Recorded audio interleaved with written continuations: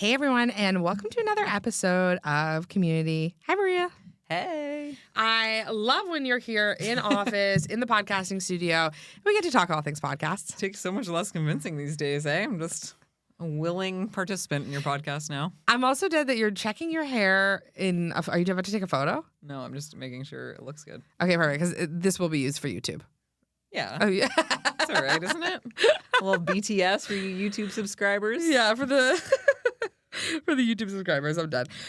Okay, so Maria and I are going to talk about a juicy topic today, which is content mistakes we made in 2025 and how we're addressing them in 2026. I love it. Are we not getting better and better and better? Let's spill the tea, baby. Well, it's true. I think, social media has changed quite a bit since we started 5 years ago, right? Oh, my God. Like, nonstop. Yeah, like Reels didn't even exist. No Reels. Remember we were like, wonder if video will take off. It's like we're like Steve Jobs. We're like, do you think this iPhone thing is a thing? Anyway, we didn't. There were so many things that have changed since we got started with the social snippet. So we've had to adapt and pivot a lot. But it's been a lot of fun. It has been fun. It's crazy to think, like, even in our lifetime, how much technology has changed. Like, not to age myself, but I grew up in the era where there was dial-up internet. There was like a computer room, and my brother and I like took turns in this computer room, Like, yeah. And when you met up with your friends, like if the person didn't show up, you had no way of contacting them. Yeah. And now You can contact people. you can literally like have a relationship with an AI bot. Like we've come so far.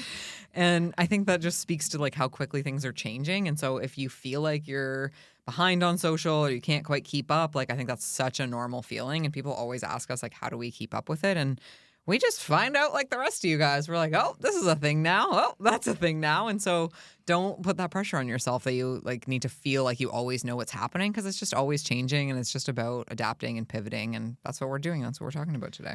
And something that we've gotten so serious about over the last few years is our own content. Mm-hmm. Because it's been really hard, like on our personal brands, we're still not as serious, I think, as we could be.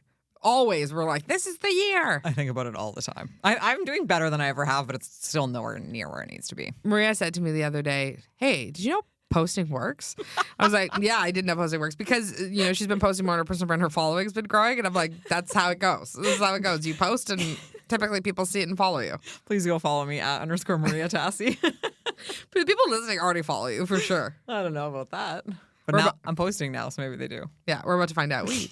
But we've been more serious, and especially our team at the Social Snippet as well, about our Social Snippet content. Like, we're putting out a lot more like resources. We're always updating our freebies. Lots of cool stuff's happening.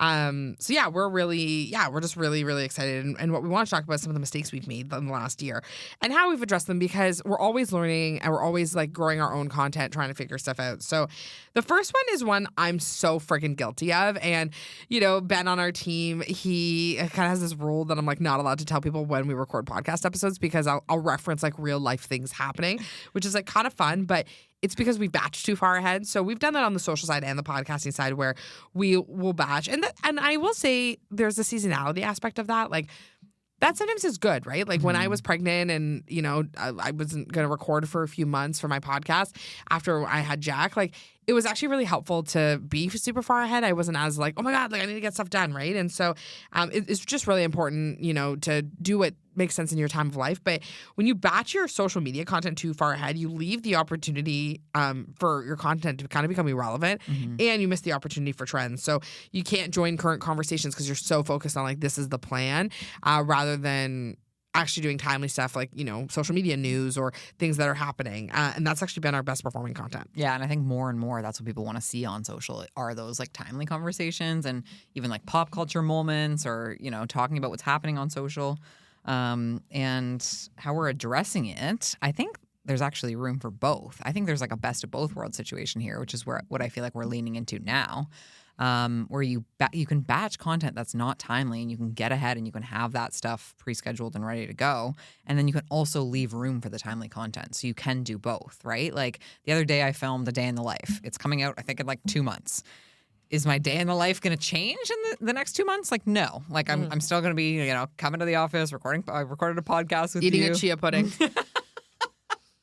The chia puddings are a staple for the last 5 years.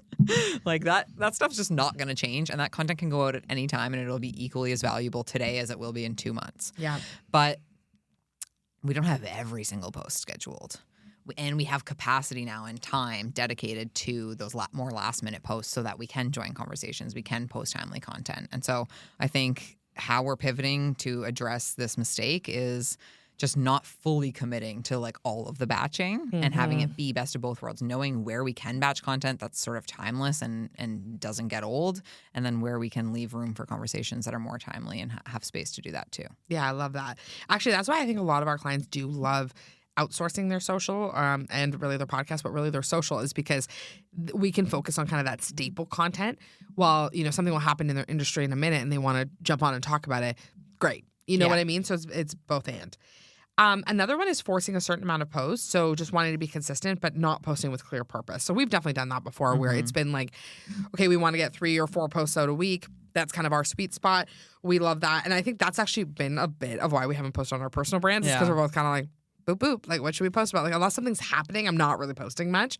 I'm not doing a lot of like educational content on my personal brand, and maybe that'll change. But we really like want to be consistent, but you also don't want to be just like posting for no reason. So I would say like, you know, there is some give and take. You want to have some flexibility with your posting schedule so that this way you're able to meet requirements you maybe feel, but also get good stuff out to your audience. Yeah, and I think with being consistent, it's just about showing up, right? Yeah. Like it's not, we set these numbers in our head, like, okay, I have to have 4 posts a week, and then you like can't think of anything for the 4th post, and you're just like scraping the bottom of the barrel like ideas. And then when I put that stuff out, it just kind of like gives me the ick a little bit. And I think what we realized is like sometimes it's better to just not post that. And of course, I'm a fan of messy action. You know, you've helped me a lot in that category, and sometimes just like experimenting. Trial reels have been a great resource for that. But I think trying to force a certain amount of posts when you don't feel good about what the post actually is not a good idea. Yeah. So what are we doing instead? Putting out posts we actually feel good about. And maybe sometimes that means less posts, and that's okay. The other thing too is just recognizing what's going on in your world as well. Like, you know, if there's a big event happening or like I'm trying to think of like different things that have happened, but like there have been times where we've posted and we're like, oh, that got totally missed because of this thing going on, or maybe our other business is launching something or whatever. Like we want to make sure that things are all in tandem, or if there's like a big like world event going on, negative or otherwise, often that's what we hear about. You know, you're not posting a big banger reel on Christmas Day. Yeah. You know, like you're or New Year's Day. You know, you're making sure that it's timely and that, you know, you're really thinking about your audience and when they'll engage with it. I remember I had a post I was going to put out, and then it was like I think it was Mother's Day or something, and my feed was literally just taken over. Like everybody was like, look at my mom. I love my mom. And I was like, oh, no one's going to care about whatever the hell I'm posting today. Like such an influx of things. So yeah, I totally agree. I think keeping it relevant to what's actually happening is super important, and not posting amidst like big news or big holidays or times where there's like something maybe more relevant going on that people want to talk about. Yeah, I love that. The other piece is not always enough social proof content. So this is a big one. It is so tough to celebrate yourself. I don't know. Me and Maria, even though there's more pictures of us than Mary Kate and Ashley Olsen, we have a lot of trouble celebrating some of the good stuff that's happened in our business. Like when we really like write it down, or we actually talk about like what we've built in the last 5 years, like think about it. Like it's incredible. But like we have a really hard time celebrating that. Like, you know, we have over 80 clients and we've served hundreds of entrepreneurs. We have 100 people in our community. You know, probably in the life cycle of Have I Women, we've had 1,000 women come. Like, and yet we're like, boop, boop, like we're little chicken nuggets in the air fryer.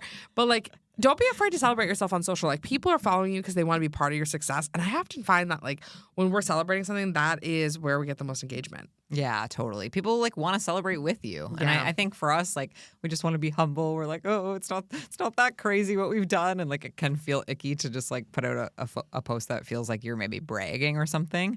But the mindset shift I've had around it that's really helped me is by sharing that social proof, we're able to help more people and impact more people. One, in the way that we attract more clients because they see the great work we're doing, they see how happy our clients are, the testimonials, and then that enables people to feel like they can trust us with their brand, and then we can get their voice out to more people, help them impact more people. Yeah. But then I think it also shows people proof it's possible, and I feel like you and I do a really good job of just saying, like, you know what, guys, we are freaking chicken nuggets. Like, sometimes we're a hot mess express. Like, we're not perfect, we're not polished, we don't always know 100% what we're doing, but we're just giving it our best shot, and that's good enough. Right? We're doing the best we can. We're doing the best we can. And like, but it gives permission for other people to see themselves in that and be like, oh, if these two girls can succeed, I can succeed too. Maria and I always say we have no business being in business. Like, where it's like it's incredible what we've built with like non-entrepreneurial parents,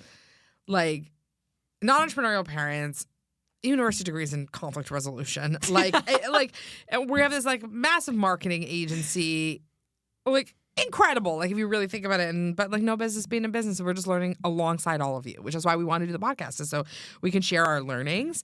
But yeah, even as women, especially, like we are so careful to share like what our like learnings are, our insights are, like what's happening. And so even little things like, guys, like share client testimonials. Like that's an easy one. Like you don't even have to write that one. You're just sharing a client testimonial. We this year for the first time opened our Google reviews. And we like have an influx of Google reviews. Our clients were just so happy to write them. Like no one even thought twice about it. Everyone was like, yeah, we love you guys, like happy to. And that's actually really helped our leads come in, right? So there's a lot of good stuff that comes from that. And so just a reminder, like people want to celebrate you. We've won a few awards this past year. It's been amazing to see people like love on us and love the awards. So which is how we celebrate other people. Yeah, give people the opportunity to celebrate you too, right? Like I think that's such an important thing. And on that note, I feel like building in the light is something we have always done, but I think it's just important to remember that the more authentic and like true that you can be, the better your content is going to perform. Yeah. Because people are sick of this like perfect polish. Now it's AI. It's like everything's fake. Like they want the real shit. Yeah. You know what I mean? So continue to lean into that in 2026 and like don't be afraid to make mistakes. Here's us giving you a whole podcast episode of the content mistakes we made in 2025. We run a 7-figure social media marketing agency, okay? Yeah. So, like, if we're making mistakes, you're probably making mistakes too, and that is the only way you learn. We always say, like, failure's information. So don't be afraid to make those mistakes, try stuff, see what doesn't work, and then pivot and adapt and change. Yeah, love it.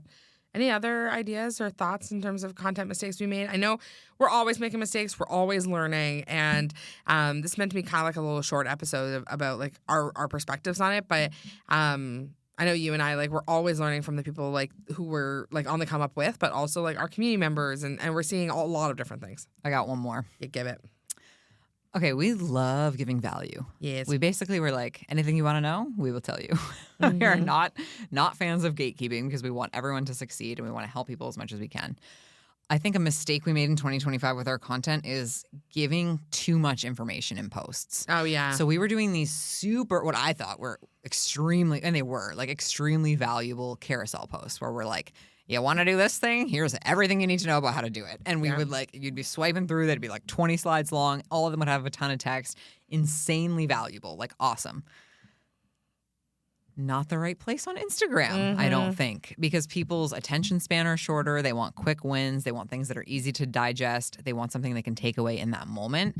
And the pivot we made on our team with our content is I said to the team, I'm like, guys, we can use the exact same copy, the exact same content, but just like spread it across more posts, make it more easy for people to digest, make it more easy for them to implement right away.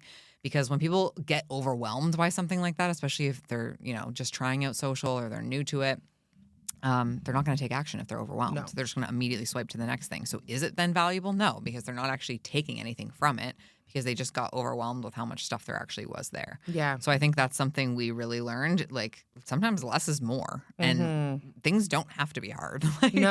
I'm like, you guys spent so much time on this one really, really incredible post. We can actually just make that easier and make that into like 10 different posts. Yeah. Or a blog. Yeah. That's the other thing, too, is thinking about like the mediums in which you connect with people, right? Like sometimes I'll do an episode based on one of our blogs. Like I literally will take the blog, put it in ChatGPT and be like, what are the main points about this? And then I'll add my own perspectives on top of that, right? And those episodes might not do that well, but that's a killer blog. Or, we take that and we make it an Instagram post and we do a mini chat. I love mini chat. She loves a ManyChat. Loves a ManyChat. Honestly, I have to learn how to use it. One day I'm going to have to just sit down and learn so I can just do my own ManyChats.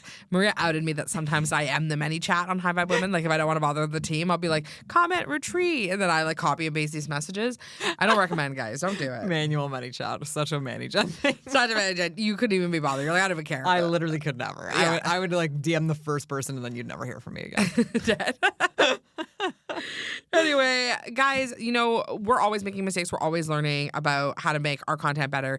And also, if you ever go on the social snippet page and you have suggestions for us or ideas for content, we're always game. But one of the things I love actually about the High Vibe Women online community is like we give each other great ideas for content. We put our trending sounds in there every week. So if you're looking for some guidance and some community to mastermind with, come join us at the online community at highvibewomen.ca/community. But otherwise, yeah, so many good things. And I think great learnings. And I can't wait to see how we bring all of this into the rest of the year. Yeah, if you really want to see behind the curtain, come join the community. We'll tell you all our secrets. So many secrets. Not that many secrets, to be honest, but lots of fun. Lots of fun and no gatekeeping, and we all just help each other succeed. It's so much fun in there. Amazing. Okay, well, we'll see you guys in the community, but otherwise, keep on listening. Let us know what you're going to try this year and if you've had any or made any of these mistakes before. Bye.